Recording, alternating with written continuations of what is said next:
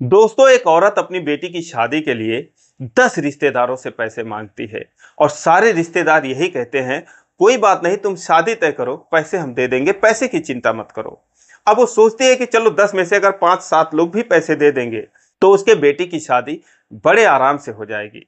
और दोस्तों, यही सोचकर वो अपने बेटी की शादी तय कर देती है। लेकिन जब शादी में 15-20 दिन बचे थे तो वो सारे रिश्तेदारों से पैसे मांगना शुरू करती है। लेकिन दोस्तों, सारे रिश्तेदार अपने हाथ खड़े कर देते हैं। सिवाय एक आदमी के कोई पैसे नहीं देता है और वो जो दिया रहता है उतने थोड़े रहते हैं कि इसमें उसका कोई काम नहीं होता। अब दोस्तों, जब शादी का दिन नजदीक आ रहा था, मात्र 5 दिन बचे थे, माँ बेटी परेशान हो जाते, इधर उधर सारा प्रयास कर लेते हैं, लेकिन कहीं से पैसों का इंतजाम नहीं होता। तभी दोस्तों, जो लड़की थी जिसकी शादी होने वाली थी, वो अपनी शादी के लिए, पैसों के लिए एक ऐसा कदम उठाती है, ऐसा काम करती है कि दुनिया की कोई भी लड़की ऐसा नहीं करेगी। अब दोस्तों, इसके बावजूद भी उसके लड़के के घर वालों के बात पता चल जाती है, वो शादी से इनकार कर देते हैं। और वही रिश्तेदार जिनकी वजह से ये माँ बेटी फंस गए थे, जिन्होंने आश्वासन देकर पैसे नहीं दिए थे, वही रिश्तेदार आकर उनके मुंह पर उनकी थू थू करने लगते हैं, उनके इज्जत की धज्जियां उड़ाने लगते हैं। दोस्तों, एक बहुत ही भावुक कर देने वाली कहानी है। आइए जानते हैं पूरी कहानी इस वीडियो में। लेकिन वीडियो में आगे बढ़ने से पहले बस वही रिक्वेस्ट कि आप वीडियो को लाइक कर दीजिए, चैनल को भी सब्सक्राइब कर लीजिए ताकि मेरा हौसला बढ़ता रहे। दोस्तों, ये कहानी है मध्य प्रदेश के बालाघाट जिले की एक महिला जिसका नाम कमला देवी होता है। वो अपनी बेटी अर्पिता के साथ रहती थी, घर में और कोई नहीं होता है। दोस्तों, धीरे धीरे अर्पिता बड़ी हो गई, 18 साल की हो गई। फिर कमला देवी ने सोचा कि चलो इसकी शादी कर देते हैं। और फिर इसके लिए उनके पास तो कुछ थे नहीं, उन्होंने रिश्तेदारों से मदद मांगी। रिश्तेदारों ने कहा कोई बात नहीं, हम पैसे दे देंगे। लेकिन दोस्तों, जैसा कि मैंने बताया, और यही सोचकर जो कमला देवी थी वो अर्पिता की शादी एक लड़का जिसका नाम रोहन होता है उससे उसकी शादी तय कर देती हैं। दोनों एक दूसरे को देखते हैं और पहली नजर में दोनों एक दूसरे को पसंद कर लेते हैं। शादी की डेट रख दी जाती है, सारी बात पक्की हो जाती है। उसके बाद रोहन जो है अर्पिता को फोन खरीद कर दे देता है। दोनों एक दूसरे को समझने लगते हैं, बातें करने लगते हैं। धीरे धीरे दोनों में बेइंतहा प्यार भी हो जाता है और घंटों बातें करने लगते हैं। सब कुछ ठीक ठाक चल रहा था। लेकिन दोस्तों, जब शादी में मात्र 15-20 दिन बचे थे, अब रिश्तेदारों से पैसे मांगने लगी तो रिश्तेदार जो थे अपनी परेशानी गाने लगे। बोले कि हमारे पास पैसे नहीं है, मैं कहां से दूं पैसे, माफ करना, किसी से ले लो और उसके बाद अपना काम निपटा लो और फिर हम पैसे दे देंगे, तो फिर उसको दे देना। अब दोस्तों, सारे लोग यही कहने लगे। औरत परेशान हो गई कि लोगों ने क्या कहा था और अब क्या कह रहे हैं। एक रिश्तेदार जिसने सिर्फ 30,000 रुपए दिए थे, उसके अलावा और कहीं से उनको 30 रुपए भी नहीं मिलते हैं। शादी में 3-4 लाख रुपए का खर्चा था। अब दोस्तों, वो लोग सोचते हैं कि क्या करें, इधर उधर बहुत प्रयास करते हैं, बहुत हाथ पांव मारते हैं, लेकिन कहीं से पैसे नहीं मिलता। अब वो परेशान हो जाते हैं। धीरे धीरे शादी का दिन नजदीक आ रहा था। इधर घर में कोई तैयारी नहीं। पड़ोसी भी पूछते कि अरे भाई, तुम लोग शादी का डेट भूल गए क्या? तुम्हारे घर में कोई तैयारी नहीं दिख रही, कुछ तुम लोग सामान नहीं खरीद रहे हो, क्या बात है, कब है शादी? और उधर जो रोहन था, जो कि घंटों अर्पिता से बातें करता था, वो भी अर्पिता से बोलता कि आज हम लोग यहाँ गए थे, वहां गए थे, ये शॉपिंग करी, वो शॉपिंग करी, हमारे घर में ऐसी तैयारियां चल रही हैं, तुम्हारे लिए कपड़े लिए, गहने लिए, तुम्हारे लिए सरप्राइज ले रखा हूं। यही सब बातें करता था और बोलता था तुम्हारे घर में क्या चल रहा है, तुम लोग क्या खरीदारी कर रहे हो, कहाँ गए हो? अर्पिता कहती कि सारा कुछ मेरी माँ कर रही है, मेरे भी घर में इंतजाम हो रहा है, शादी की तैयारियां मेरे भी घर में चल रही है। अब उसके बाद दोस्तों, अब क्या करती आखिर अर्पिता? उसको क्या बोलती, कैसे बताती कि हम तो अभी पैसों के लिए ही परेशान हैं? अब वो धीरे धीरे माँ बेटी दुखी होने लगती हैं, चारों तरफ अपने हाथ पांव मारती हैं, कहीं से कोई पैसे नहीं मिलता। एक दिन जो है अर्पिता बहुत उदास होती है तो रोहन उसको फोन करता है। जब वो बुझी बुझी आवाज में बोलती है तो रोहन बोलता है क्या बात है, आज बहुत ऐसे की बात क्यों कर रही हो? हमारी शादी में तो मात्र 5 दिन बचे हैं और अब हम दोनों का मिलन होने वाला है, क्यों इतनी जो है दुखी मन से बात कर रही हो, क्या बात है? तो वो कहती है कि ये 5 दिन भी बहुत होते हैं, अभी देखो आगे क्या होता है। रोहन कहता है क्या होगा आगे, अब हम दोनों को मिलने से कोई नहीं रोक सकता। अब मैं तुम्हें क्या बताऊं, मेरा क्या हाल है तुम्हारे बिना? अर्पिता कहती है कि इतना एक्साइटेड मत हो, जब मिलेंगे तब देखी जाएगी। दोस्तों यही सब बातें होने लगी, लेकिन अर्पिता के दिल में जो है बहुत कुछ तूफान उठ रहा था। वो क्या करे, कैसे करे। अब दोस्तों शादी में मात्र 4 दिन रह गए। कमला देवी को कोई उपाय नहीं सूझ रहा था। उनके पति का देहांत हो चुका था। एक फोटो उनकी टंगी थी। उस फोटो को देखकर वो फूट फूट कर रोने लगती हैं। कहती हैं कि आप क्यों हमें इस तरीके से बेसहारा छोड़कर चले गए। आज आपके द्वार पर हमारी इज्जत जाने वाली है। आपकी इज्जत जाने वाली है। अपने साथ हमें भी ले गए होते। दोस्तों वो सर पटक पटक कर उसी फोटो पर रोने लगती है। अब अर्पिता भी अपनी माँ को रोता देख परेशान हो जाती है। वो सोचती है कि आज मैं नहीं होती तो मेरी माँ को ये दिन नहीं देखना पड़ता। मेरी वजह से मेरी माँ इतनी परेशान है। मेरे पिताजी तो है नहीं, मेरी माँ को भी कुछ हो गया तो मैं क्या करूंगी। वो आके अपनी माँ से बोलती है कि मम्मी परेशान मत हो। क्यों परेशान हो रही हो, फोन करके मना ही कर दो कि हम शादी नहीं कर पाएंगे। वो बोलते हैं बेटा अब शादी में 4 दिन बचे हैं, कैसे मना करूं, और अगर एक बार मना कर दिया तो तुम्हारी शादी नहीं हो पाएगी। तो अर्पिता कहती है कोई बात नहीं मम्मी, मैं तेरे ही साथ रह लूंगी। अब जब उसकी माँ बहुत परेशान होती, उनकी तबीयत खराब हो जाती है और वो जो है उल्टा सीधा बड़बड़ाने लगती हैं। ऐसे लगता है कि अब उनको कुछ हो ही जाएगा। तभी दोस्तों अर्पिता के मन में एक ख्याल आता है। दोस्तों उसका एक दोस्त होता है जिसके साथ उसने 3-4 महीने कहीं जॉब कर रखी होती है। तो वहीं पर उसकी और उससे जान पहचान होती है। वो अर्पिता को लाइक करता था। उसका नाम प्रदीप होता है। उससे बहुत हंसी मजाक करता था। लेकिन दोनों एक बहुत ही अच्छे दोस्त होते हैं। तो अर्पिता जो है वो प्रदीप को फोन करती है। सोचती है चलो उससे मदद मांगी जाए। वो प्रदीप से कहती है कि प्रदीप क्या हाल है, क्या मेरा एक काम करोगे। प्रदीप कहता है तुम्हारे लिए तो मैं जान भी दे सकता हूँ। तुम्हारी शादी होने वाली है उसके बावजूद भी, बताओ क्या हाल है। तो अर्पिता कहती मैं मजाक नहीं कर रही हूँ यार, मुझे वाकई में हेल्प की जरूरत है। पहले तुम बताओ मेरी हेल्प करोगे कि नहीं करोगे। अब दोस्तों प्रदीप कहता है कि देखो अर्पिता ऐसी बात है कि मैं तुम्हारे लिए कुछ भी कर सकता हूँ, लेकिन तुम पैसे यार मत मांगना, क्योंकि मेरे पास पैसे नहीं है। तुम तो जानती हो मैं 10-12 हज़ार रुपये कमाता हूँ, सारा खर्च कर देता हूँ। और उसके अलावा मेरी मम्मी मुझे 100-200 रुपया दे देती है, पापा तो मुझे फूटी कौड़ी भी नहीं देते हैं। तो पैसे मेरे पास नहीं है। पैसे के अलावा तुम जो भी कुछ कहोगी वो मैं सब कुछ करने के लिए तैयार हूँ।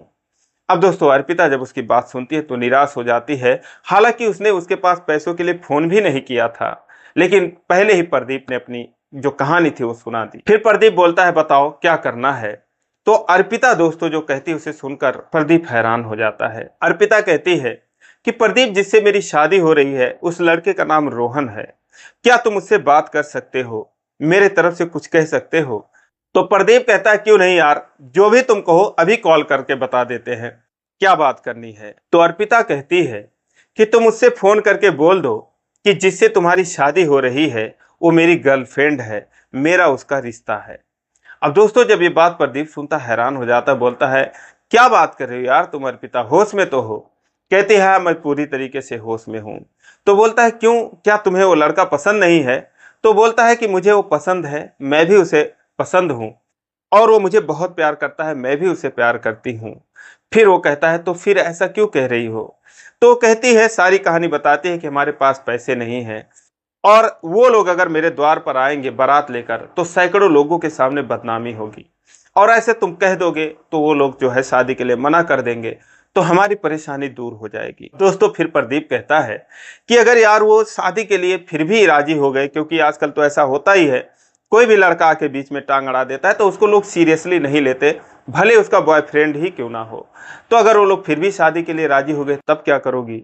उसके बाद अर्पिता कहती है कि फिर तुम ये बोल देना कि मैं तुम्हारे बच्चे की माँ बनने वाली थी।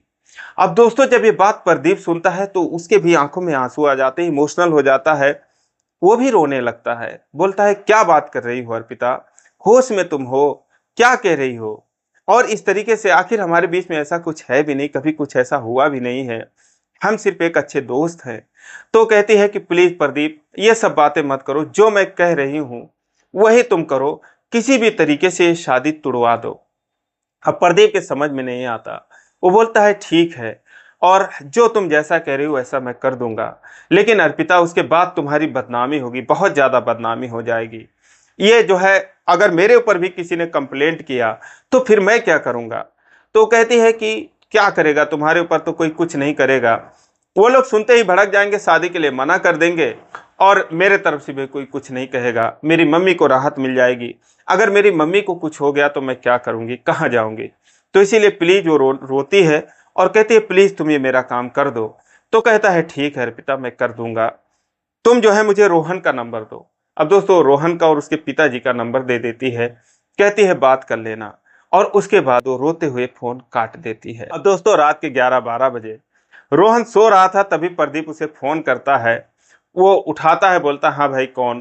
प्रदीप बोलता है कि भाई जिससे तू शादी कर रहा है वो मेरी गर्लफ्रेंड है, मैं उससे प्यार करता हूँ, हम दोनों एक दूसरे को बहुत प्यार करते हैं।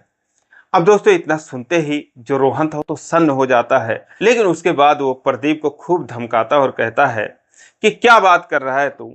अगर वो तेरी गर्लफ्रेंड थी, जो भी थी, उससे मुझे कोई दिक्कत नहीं है, अब वो मेरी पत्नी बनने वाली है और हमारे बीच से तू हट जा, नहीं तो मुझसे बुरा कोई नहीं होगा। अब दोस्तों प्रदीप को इस बात की उम्मीद नहीं थी कि रोहन इस तरीके से बात करेगा।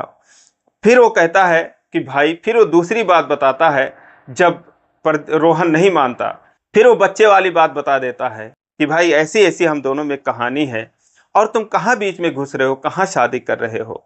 अब दोस्तों इस पर जो रोहन था और भड़क जाता है, कहता है कि अगर तू उससे इतना ही प्यार करता था तो उसने तो कभी तेरा जिक्र नहीं किया, एक ही मिनट में उसने शादी के लिए मुझसे हाँ कर दी, हम घंटों बातें करते हैं, पूरी तरीके से खुश हैं, और तू कह रहा है कि तूने ऐसे ऐसे किया है।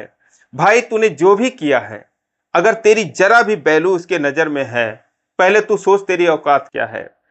कभी अर्पिता ने तेरा जिक्र नहीं किया, कभी मैंने तेरे लिए उसके जुबान पे उसके दिल में दर्द नहीं देखा।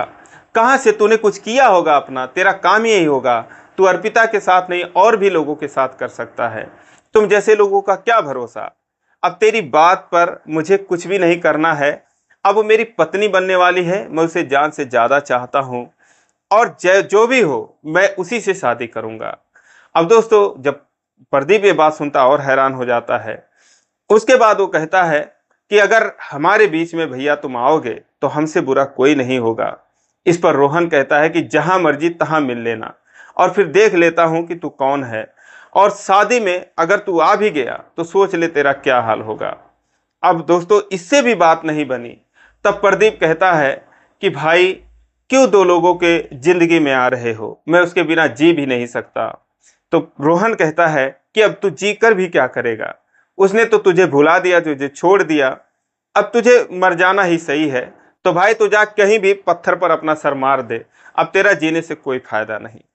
अब दोस्तों उसकी सारी बातें जो है उल्टी पड़ रही थी, उसने बहुत कुछ कहा, क्या क्या नहीं कहा, लेकिन रोहन के ऊपर कोई असर नहीं हुआ।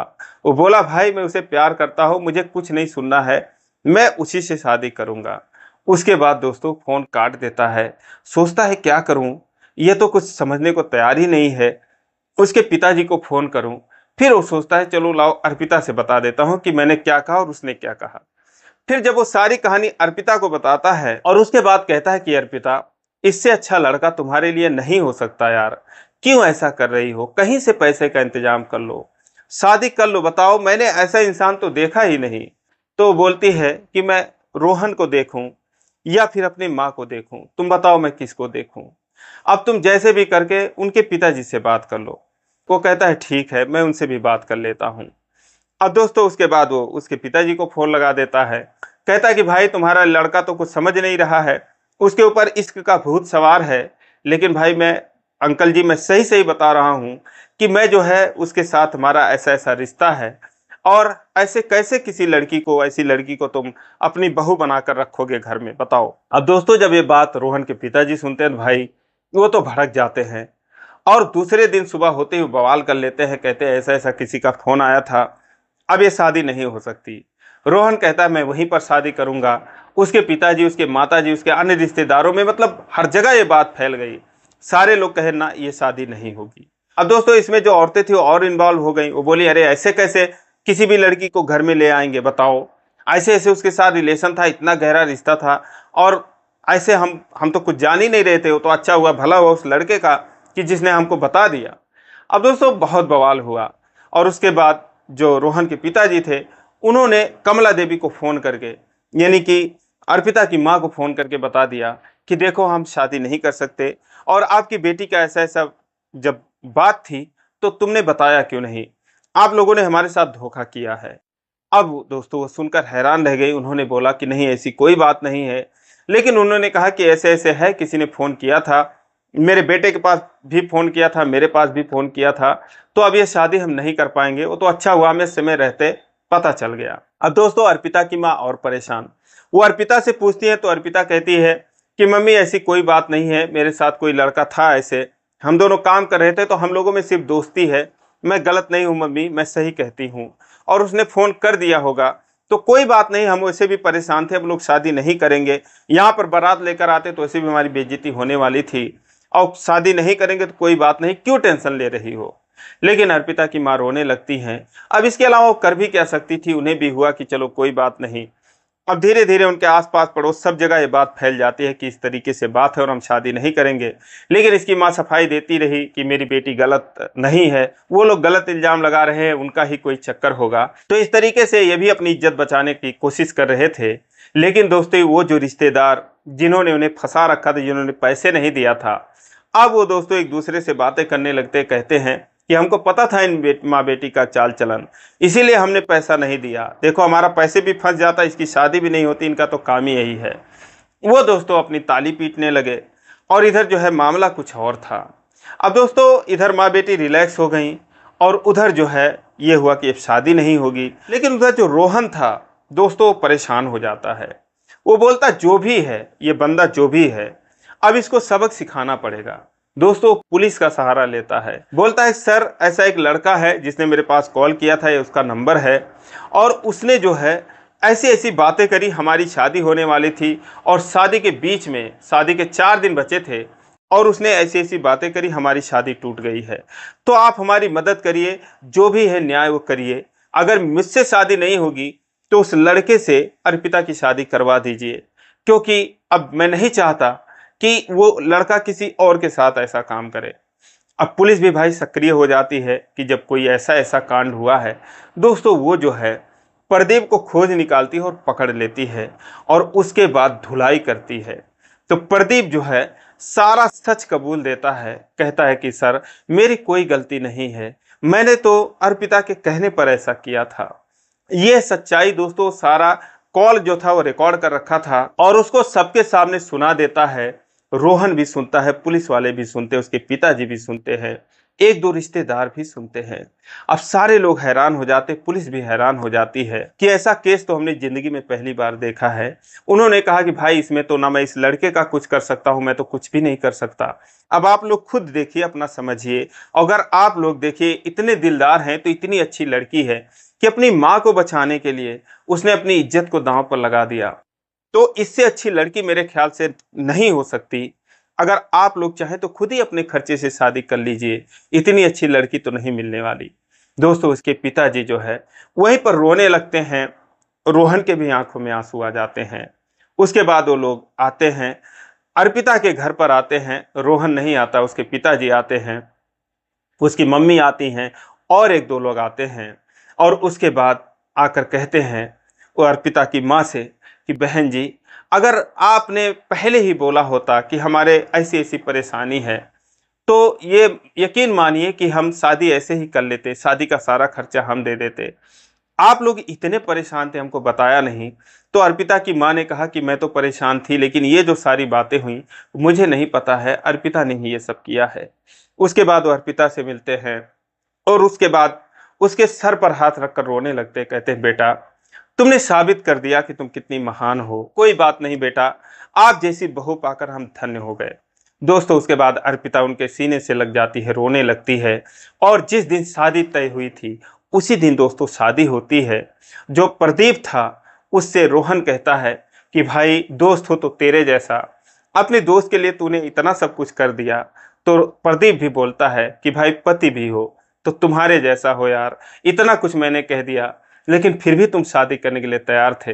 अब ये सब बातें अब आप जान ही चुके हो क्या था क्या नहीं था। तो दोस्तों दोनों की 2021 में शादी होती है और आज दोनों एकदम खुशहाल जिंदगी बिता रहे हैं।